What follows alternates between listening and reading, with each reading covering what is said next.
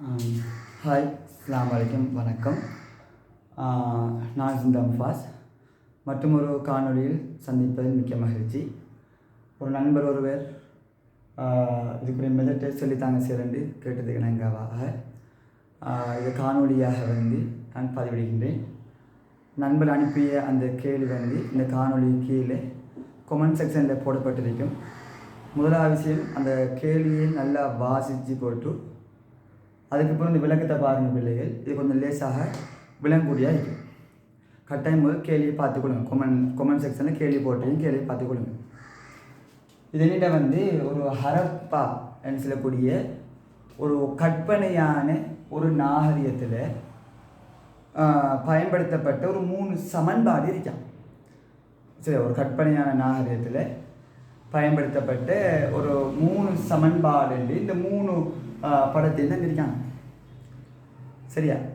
அந்த சாம்பாடுக்கு ஏற்ற மாதிரி நம்ம விளங்கி கொண்டு இது எவ்வாறு ஒழுங்கமைக்கப்பட்டிருக்கு, எவ்வாறு சாம்பாடு உருவாக்கப்பட்டிருக்கு என்று விளங்கி போட்டு அது சம்பந்தமாக 2 கேள்விக்கு இழந்திருக்காங்க. ஹரப்பா சாம்பாடுகளில் பிழையானது எதுன்னு 4 விட தந்திக்காங்க. அந்த கேள்வியில் நான் இந்த பிழையான விடையை மட்டுமே விளங்கப்படுத்துகிறேன். இந்த போர்டில் இடங்கானதால் கேள்வி கட்டாயம் பார்த்துக்கணும். 2வது கேள்வி, மீதமின்றி 3ஆல் வகுப்படத்தக்கது எது என்று கேள்வி. சரி, ஃபஸ்ட்டுக்கு பிள்ளை நல்லா நான் ஆச்சுக்கொள்ளும். சமன்பாடு என்று வரக்குள்ள இதானே சமன்பாடு. நம்ம சின்ன வகுப்பில் படிச்சிருப்போம். ஒரு சமன்பாட்டில் என்ன இடம்பெறும்? கணித செய்கைகள் இடம்பெறும் இல்லையா? அப்போ அந்த கணித செய்கைகள் என்ன? கூட்டல், கழித்தல், பெருக்கல், வகுத்தல், இப்படியான கணித செய்கைகள் இடம்பெறும். அதே மாதிரி அந்த சாம்பாடுகளில் அடைப்புகள் இடம்பெறலாம். அதே மாதிரி அந்த சாம்பாடுகளில் ஒரு பொது காரணி, வெளியால் ஒரு காரணி அடைப்புக்குள்ள ஒவ்வொரு பெருக்கிற மாதிரியெல்லாம் வரலாம்.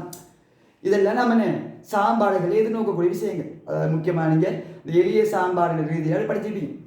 அப்போ ஒரு சமன்பாடு என்ன இடம்பெறும்னா கணித செய்கைகள், அதோட பிரக்கெட், அடைப்பு, அந்த அடைப்புக்கு வெளியால் காணப்படுகிற பொது காரணி, இப்படியான விஷயங்கள் உள்ளடக்கியது அந்த சமன்பாடு என்று மீனிங். இன்னொரு சமனுக்கு 2 பக்கம் இருக்கு இல்லையா? இங்கே ஒரு பக்கம் இருக்கு, இங்கே ஒரு பக்கம் இருக்கு. அப்போ இது அர்த்தம் என்ன? இங்கே பக்கம் வார விடையும் அதாவது இடப்பக்கம் வார விடையும் வலப்பக்கம் வார விடையும் எப்படி இருக்கணும்? சமனாக இருக்கணும். அதான் சாம்பாடு. இதான் பேசிக் ஐடியா. சாம்பாடு சம்பந்தமாக பேசிக் ஐடியா தான். சரி, இப்போ நாம கேள்வி போவோம். ஹரப்பா என்ற ஒரு கற்பனையான நாகரிகத்தில் எண்ணிக்கையான, அதாவது எண்ணிக்கையான சரியா ஒரு குறிப்பிட்ட நம்பர்ஸ், சரியா எண்ணிக்கையான வட்டங்களை கொண்டு உருவாக்கப்பட்ட 3 சாம்பாடு இருக்கு. இது சாம்பாரில் உள்ள இந்த அடையாளங்களை நாம கொஞ்சம் நம்ம கண்டுபிடிக்கணும். முதலாவது இருக்கு ஒரு வினாக்குறி அடையாளம் இருக்கு, ஹேஸ் மார்க் ஒன்று இருக்கு, ஸ்லஷ் அடையாளம் ஒன்று இருக்கு, ஆச்சரியக்குறி ஒன்று இருக்கு, அட் ஒரு அந்த சிம்பிள் இருக்கு. அதே மாதிரி ஒரு அண்டுக்கு வரக்கூடிய அந்த அமைப்பில் ஒரு சிம்பிள் இருக்கு. அப்போ 1 2 3 4 5 6 விதமான அடையாளங்கள் இருக்கு. இந்த 6 விதமான அடையாளங்கள் பற்றி எதை குறிக்கும்? கணித செய்தியை குறிக்குமா, இல்லாட்டி அடைப்பை குறிக்குமா, இல்லாட்டி சமன்பாடுங்க சமன் என்ற அடையாளத்தை குறிக்குமா என்றதை பற்றி நம்ம கண்டுபிடிக்கணும். அப்படி கண்டுபிடிச்ச பிறகு தான் அந்த விளங்கலாம். பார்ப்போமே, சும்மாவே இதுக்கு 3 வட்டம் பார்க்க, 3 வட்டம் இருக்கு. 3 வட்டம் இருக்கு. இங்கே ஒரு வட்டம் இருக்கு, இங்கே 4 வட்டம் இருக்கு. பார்த்தோட விளங்குது.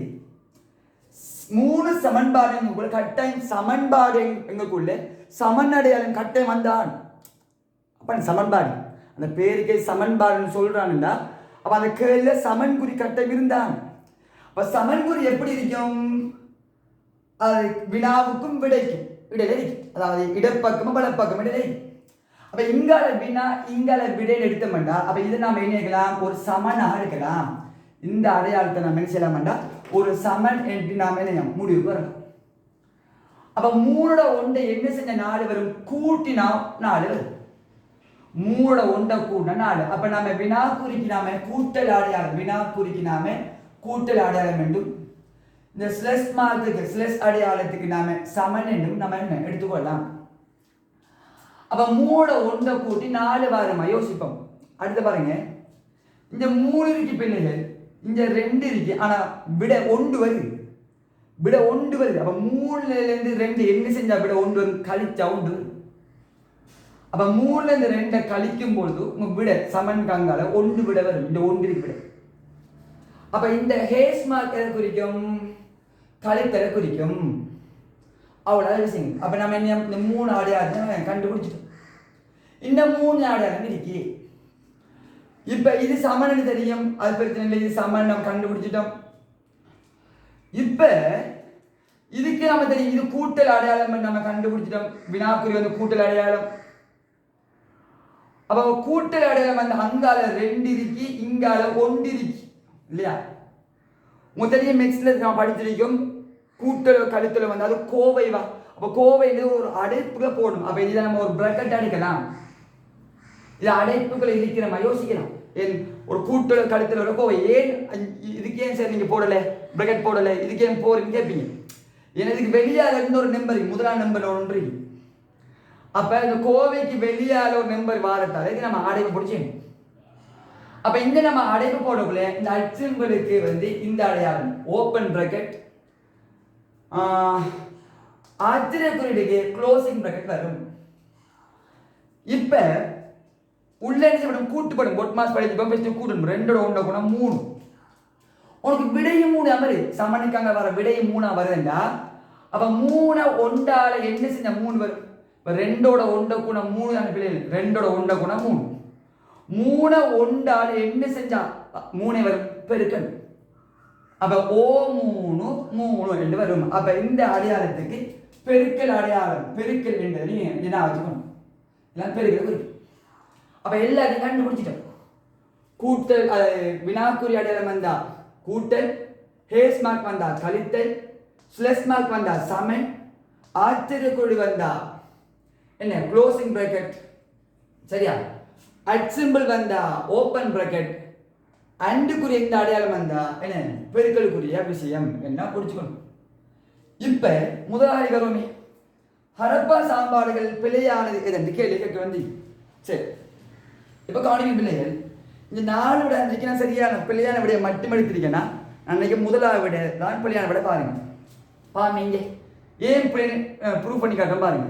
இந்த ஒரு வட்டம் இருக்கு, அப்போ 1 போடுவோம். ஹேஸ் மார்க் இருந்த என்ன அர்த்தம்? கழித்தல் வா. அப்ப கழித்தல போடுவோம். அட் சிம்பிள் இருந்தா ஓப்பன் பிரக்கெட்டை போடுவோம். அது இன்னொரு ஒரு வட்டம் இருக்கு, அப்போ 1 போடுவோம். அட்டன் என்ன கண்டுபிடிச்சாங்க? பெருக்கல் கண்டுபிடிச்சாங்க. அட்டன்டா பெருக்கல், அப்ப பெருக்கலை போடுவோம். திருப்பி இன்னொரு 1 இருக்கு, அந்த 1 போடுவோம். ஆச்சரியக்குறி வந்தீங்க, ஆச்சரியக்குறிக்கு என்ன க்ளோஸ் பிரக்கெட்டை போடுவோம். ஸ்லெஸ் மார்க்கு என்ன அடையாளம்? சமன் அடையாளம். அங்கால ஒரு வட்டம் இருக்கு, அப்ப அங்க 1. அப்ப இது ஏன் புயல் பாமே? நம்ம இந்த அடிப்படையை சுருக்கும் பொழுது அடைப்பை செய்யணும். ஓர் 1 வெளியால 1 கழிக்க வந்திருக்கா. அப்ப 1ல இருந்து ஓர் 1 பெருக்கி வர 1 கழிச்சுட்டா நம்ம 0 வரணும். ஆனா விடை என்ன வந்திருக்கு? சமன் 1 வந்திருக்கு. முறைப்படி சுருக்கி பார்த்தா 0 வரணும் இடப்பக்கமாக. ஆனா வலப்பக்கமா விடை வந்து 1 வந்திருக்கு. அப்ப 0 வந்து 1க்கு சமன் இல்லையே. அப்ப அது புள்ளையான ஆன்சர். அப்ப முதல் ஆன்சர் மிச்ச 3 ஆன்சர் சரி செக் பண்ணி கொடுங்களா. எழுத இடங்கானதுக்காக இந்த பிள்ளையான ஆன்சர் மட்டும் எடுத்து விளங்கப்படுத்து. 2வது பாருங்க. 2வது கேள்வி, மீதமின்றி 3ஆல் வகுப்படத்தக்கது எது? அப்படின்னா 3ஆல் பிரிக்கும் போது மிச்சம் வரக்கூடாது என்று கேட்காங்க. சரியா பாமே? அட் சிம்பிள் வந்து என்ன? Open bracket 1. வினாக்குறி வந்தா கூட்டல் 2 வட்டம் வந்திருக்கு.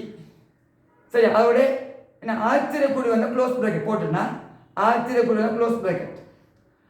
அண்ட் சிம்பிள் வந்தானே, அண்டுக்குரிய சிம்பிள் வந்தானே பெருக்கல். இன்னைக்கு 2 போதும்.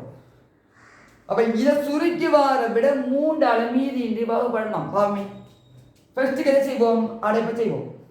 1 2 கூடதுல 3 3 2 6. அப்ப அந்த வார விட 3ஆல பிரிக்கும் பொழுது 2 முறை மிச்சம் வராது வா, மீதி 0 வா. அப்ப இது விட இந்த விடயம் 2வது கேள்வியில் முதலாக இருக்கு. இப்போ முதலாவது கேள்விக்கு முதல் ஆன்சர் தான், 2வது கேள்விக்கு முதல் ஆன்சர் தான். சரியா? மிச்சத்தை செக் பண்ணுங்க, இடமில்லாத நான் எழுதலை. கரெக்டாக விடையை மட்டும் எடுத்து நான் செய்முறை விளங்கப்படுத்திருக்கேன். நீங்கள் மிச்ச கேள்விக்கு மிச்ச விடைகளை செக் பண்ணி பாருங்க. மற்ற அதெல்லாம் 3 வகுப்படாத மாதிரி இருக்கும். அப்போ இதுதான் பிள்ளைகள் ஹரப்பா நாகரிகத்தோடு உருவாக்கப்பட்டு ஒரு கற்பனையான சாம்பாடை குறிக்கக்கூடியது. சரியா? நான் வச்சுக்கொண்டு நிறைய பேர் டவுட் கேட்டிருந்தாங்க. என்னோட நண்பர் ஒரு எனக்கு கேட்டிருந்தாரு, கொஞ்சம் மெதட்டை சொல்லி தாங்க பாசண்டி. அப்போ அதனால விளங்கப்படுத்துகிறேன். இந்த காணொலி பிடிச்சிருந்தா லைக் பண்ணுங்கள், கமெண்ட் பண்ணுங்கள், ஷேர் பண்ணுங்கள். கற்பவனாக இரு, கற்றுக் கொடுப்பவனாக இரு, கற்பவர்களுக்கு உதவி செய்வனாக இரு. நான் ஜிந்தா முஃபாஸ்.